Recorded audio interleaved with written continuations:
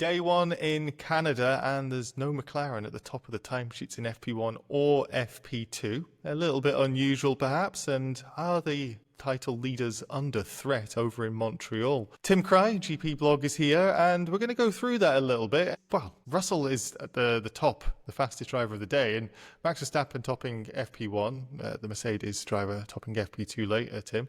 Are we looking at maybe the start of the resurge from the chasing pack here, as the two drivers who were under the spotlight after Spain took to the top of the timesheets today in Canada? Yeah, I won't go that far, that it's already completely changed, but at least we have a fight on our hands here in Canada. I think that's something very nice to have for a race weekend for a change, because it feels like not only over a single lap where Mercedes was quite quickly in FP2 with George, but also with Kimi.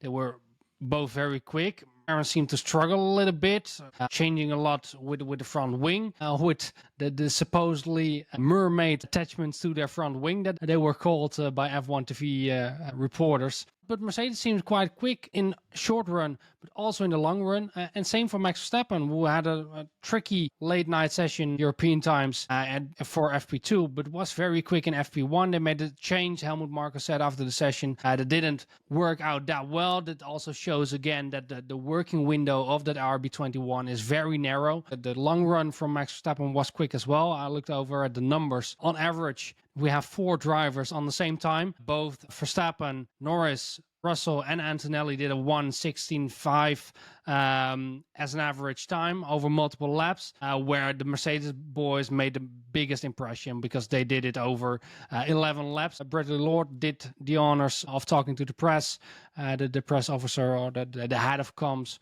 from Mercedes, and he was quite positive that they're very happy. And of course, the cold temperature seems to suit the Mercedes as well. Over here at the weekend, they made some changes to the car, and it looks very good for Mercedes after their first practices on Friday. Well, you mentioned Mercedes, you mentioned Red Bull, and then you've got the Ferraris just nowhere. Just a really tricky day for Ferrari, continuing their tricky Canadian weekend. But Fred Vasseur coming out a little bit fighting after, well, going into the weekend with the pressure on him. Not the day he'd like, but he's got a feisty spirit to him. Frederic Vasseur was quite feisty in the press conference. Of course, there's been a lot of talk in the last week in some Italian media about his future. Yeah. Like I said yesterday, we already reported as GPblog that Ferrari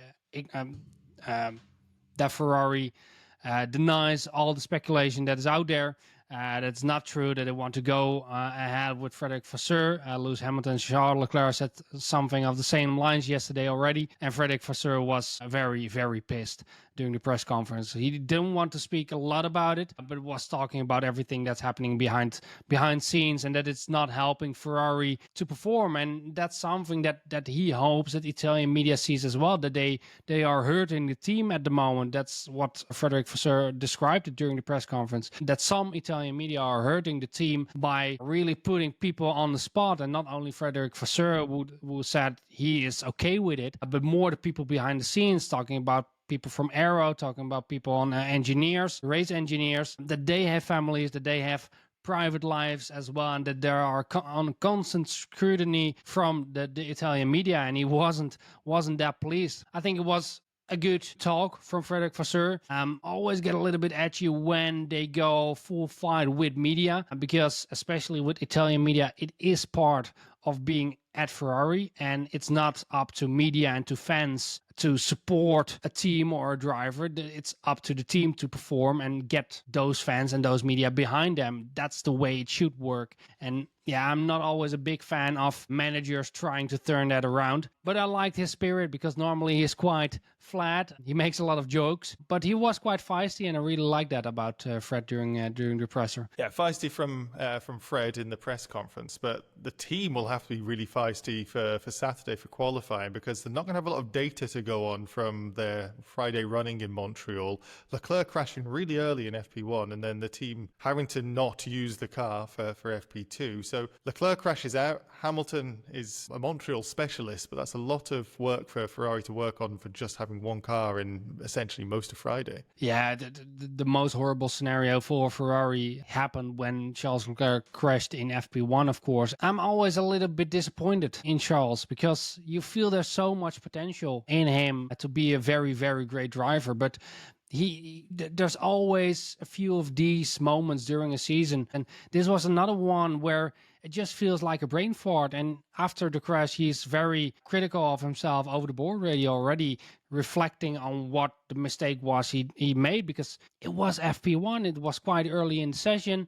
He locks up. Normally you go straight ahead, turn or drive back around and go onto the circuit again, and he thought he could make the corner, and it feels a little bit silly that he tries to make the corner there and hits the wall on the inside. It hinders the performance of Ferrari as well, because now they have only one car to gather data with, and Lewis Hamilton has not been the driver so far really being on top of this Ferraris. And if you look at the long run data from Lewis Hamilton and the short run data from Lewis Hamilton, it's all not that happy for Ferrari. He was quite off from the pace that McLaren and Mercedes and also Verstappen had.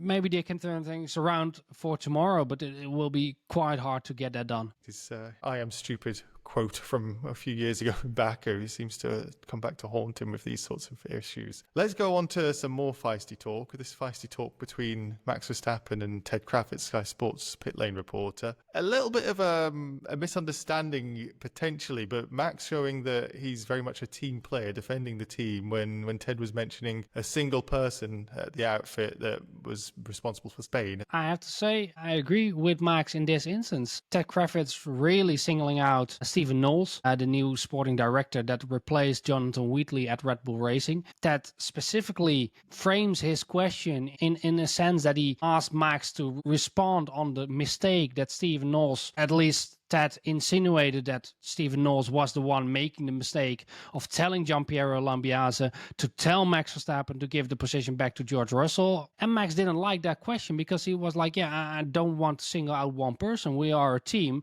and we do this together. And what I then don't like about Ted is that he then respond back to Max from, oh, I'm not singling out. Yes, you are. That's the thing when you're on TV and on record.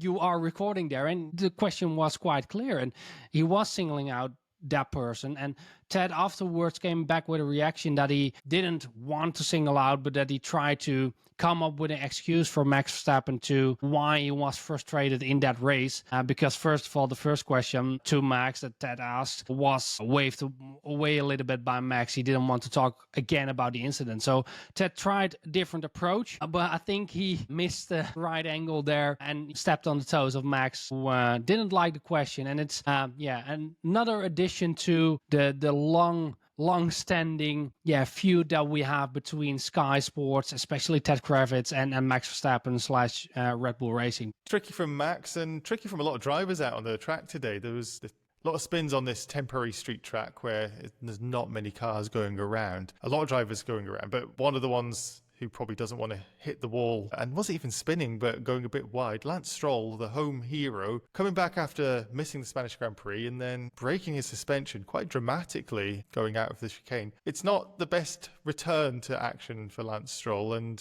it looks like it's been a tricky weekend for quite a few drivers out there, Tim. Maybe it was because of his wrist. I don't know. It was a silly mistake, if you ask me. It was a small touch, I have to say.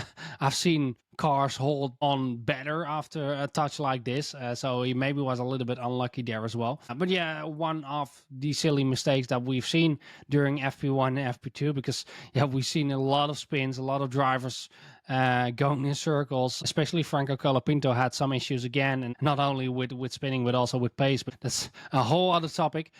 Before I get all the Argentine fans to my house, not what we want. But yeah, unfortunately, that for Lance, who needed the miles, I would say, after missing the Spanish Grand Prix, to learn more about his car and get the confidence back in the car as well. Missed out some miles over there and needs to get back on it tomorrow. A tricky day out there then for quite a few drivers. It's all on Saturday where the positions for the race established, and so we'll speak to you tomorrow, Tim, where we'll go through all of the qualifying action ahead of the Canadian Grand Prix. Excited to see if McLaren can find a bit of their pace and get a little bit closer to Russell and Verstappen at the top. But thank you for everything you've brought us today, and thank you everybody else for watching.